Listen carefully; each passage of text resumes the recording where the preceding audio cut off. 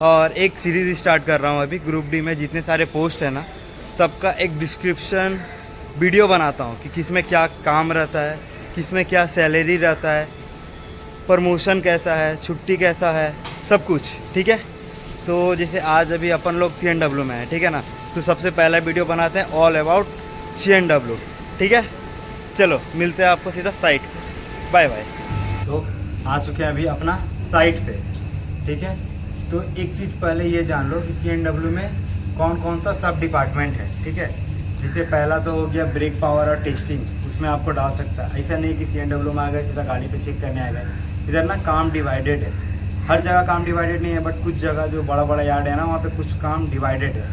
ठीक है, तो सब डिपार्टमेंट के बारे में पहले बात कर लेते हैं। कितना सारा सब डिपार्टमेंट है।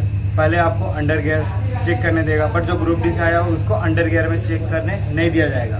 उसको पहले डालेगा ब्रेक पावर और टेस्टिंग में। उसमें से जब आप अच्छा खासा सीख जाओगे, प्रमोशन हो जाएगा, टेक 3 बन जाओगे, तब जा करके आपको दिया जाएगा अंडर गियर में। ठीक, उसके बाद आपका हो गया कारपेंटर, पाइप फिटर, ट्रिमर और शेड्यूल, FHDS, ये सारे कुछ जो सब डिपार्टमेंट है उसमें डाल सकते हैं। आधा सब CNW के अंदर ही है। ठीक है, इसमें से कोई भी काम दे सकता है। जैसे अभी मैं ब्रेक पावर और टेस्टिंग में काम कर चुका हूँ, 1-2 दिन अंडर गियर में भी काम कर चुका हूँ, और अभी मैं शेड्यूल में काम कर रहा हूँ। ठीक है, तो आगे आप देख लोगे कि ब्रेक पावर टेस्टिंग में क्या काम होता है, अंडर गियर में क्या काम होता है, शेड्यूल में क्या काम होता है, FHDS का क्या काम होता है, कारपेंटर, पाइप फिटर, ट्रिमर, सबका क्या काम होता है, सब देख लोगे। ठीक है, चलो तो अभी आपको शेड्यूल का काम बताते हैं। पहले आप शेड्यूल का काम जानने से पहले ये जान लो कि पोजीशन कैसे कैसे लगता है। एक ईस्ट साइड में रहता है, एक वेस्ट में रहता है, एक मिडिल में और एक ऊपर।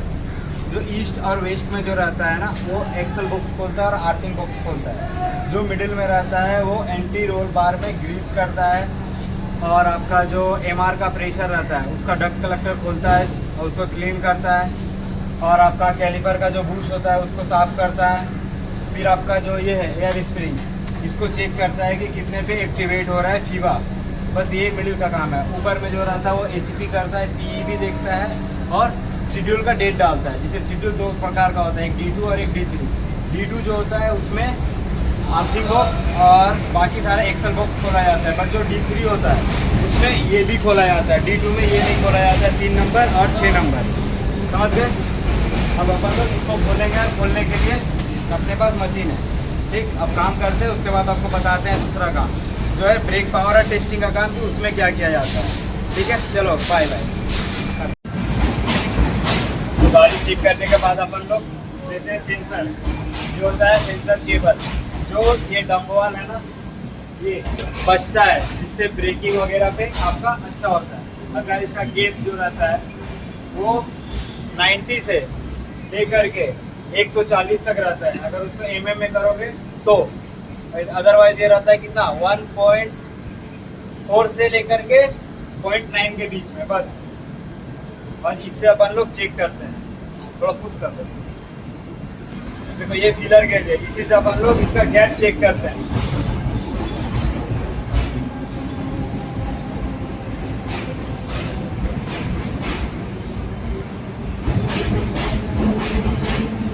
ये देखो हम लोग किसका गैप चेक कर रहे हैं।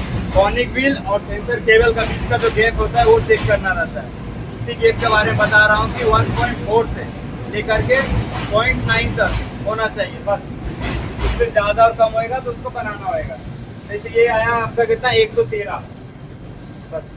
वगैरह करने के बाद आपको ये टॉर्क है जो सेट है आपका 170 न्यूटन पे। 170 न्यूटन मीटर का पावर लगना चाहिए आयरन बोल्ट पे।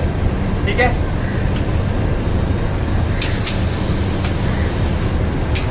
इस तरह से जब तक आवाज नहीं आएगा, मतलब प्रॉपर आपका बोल्ट टाइट नहीं है।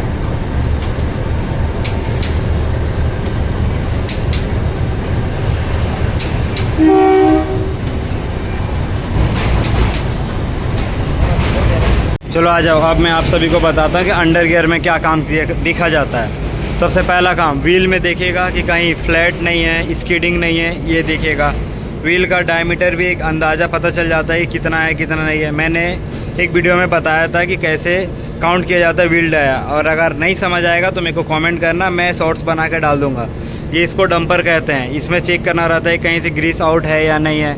ये आपका प्राइमरी स्प्रिंग है, इसको चेक करना रहता है कहीं टूटा फूटा तो नहीं है। मतलब लोहा का जितना काम है ना वो सब अंडर गियर के आता है। से ये याव डंपर है, ये छोटा वाला आर्थिंग केबल है, ये सब चेक करना रहता है। कंट्रोल आर्म चेक करना रहता है कि टूटा वूटा है नहीं। ये सारा बोल्ट वगैरह चेक करना रहता है कि ढीला तो नहीं है। ये आपका डंपर है, फिर इधर आपका एक डंपर है, ये स्प्रिंग है, ये सब चेक करना रहता है, ये सब देखना रहता है। एंटी रोलर है ये सब क्लिप वगैरह चेक करना रहता है।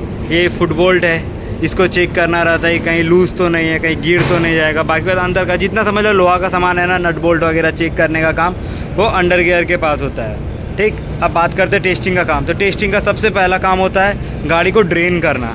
गाड़ी का ड्रेन करने का मतलब ये नहीं होता है कि इसका टॉयलेट वगैरह साफ़ करना, ये नहीं। ड्रेन का मतलब होता है कि आप इसको ये साफ़ करोगे, ये निकालोगे प्रेशर, देखो निकला। ये एमआर का टैंक होता है, इसी को हम लोग बोलते हैं डक कलेक्टर। इसी को खोल करके साफ़ करना रहता है। और उधर ये जो है ये दिख रहा है ना, ये डीबी हो गया। डीबी से अपना मैनुअल करके ये दोनों जो दिख रहा है ना, देखो दिखाते हैं, ये कॉक जैसा दिख रहा है ना, उसको ड्रेन करना रहता है। मतलब जो पिछला गाड़ी में प्रेशर रहता है उसको निकाल करके न्यू प्रेशर डालते हैं। तो पहला काम ये हो गया। उसके बाद ये देखो, ये जो है ना साइड में वो ब्रेक कैलिपर है, ये इसको चेक करना रहता है कि ब्रेक पैड ओके है या नहीं है। और ब्रेक पावर टेस्टिंग का मेनली काम है कि एयर लीकेज चेक करना। कहीं से भी एयर लीकेज होगा उसको अटेंड करना, बस यही काम है। इतना ही जान के रखो, ठीक है। देखो अभी चैन पुलिंग कर रहा हूँ। जो कोच में शेड्यूल रहता है ना, उसको हर दिन चेक करना रहता है कि उसका जो एसीपी हैंडल है वो प्रॉपर काम कर रहा है कि नहीं। और नीचे जो PEAB है उससे प्रेशर ड्रॉप हो रहा है। ये देखो लाइट जल रहा है और इधर से ये रीसेट होएगा।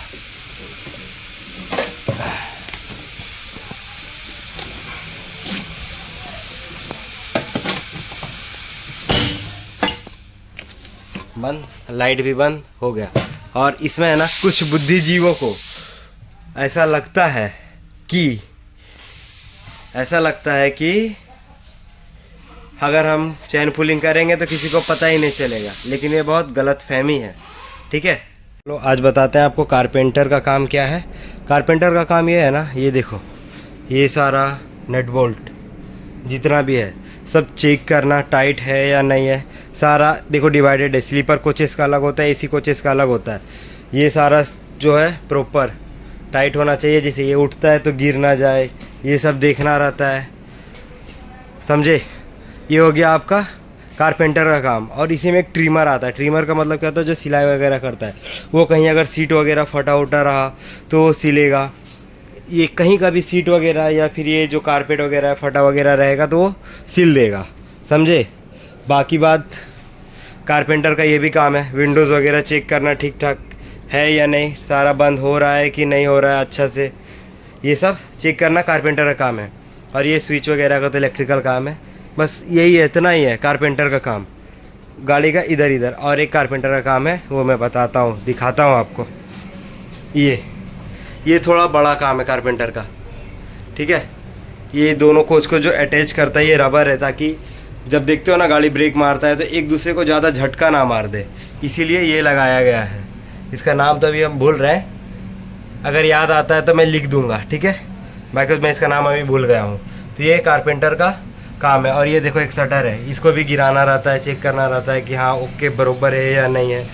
ये फुट बोल्ट भी चेक करना रहता है ठीक ठाक है या नहीं है, कहीं लूज तो नहीं है, गिर तो नहीं जाएगा नीचे, ऐसा, ठीक है। तो ये सारा काम रहा आपका कारपेंटर का। और ट्रिमर का काम आपको बता दिए, सिलाई करना काम है, कुछ भी फटा वटा रहे वो सब सिलेगा कौन, कारपेंटर। नहीं सॉरी, सिलने का काम किसका है, ट्रिमर का है, ठीक है।